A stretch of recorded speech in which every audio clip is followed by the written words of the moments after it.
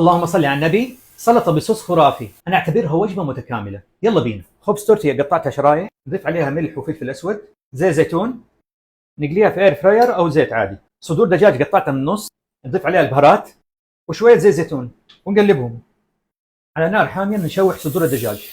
لما حملنا الدجاج نخليه يرتاح شويه وبعدين نقطعه شرايح. نسوي الصوص: زبده الفول السوداني وكزبره، نضيف عليها ثوم وملح، فلفل اسود وكمون وبابريكا، عصير ليمون، زيت زيتون ورانش.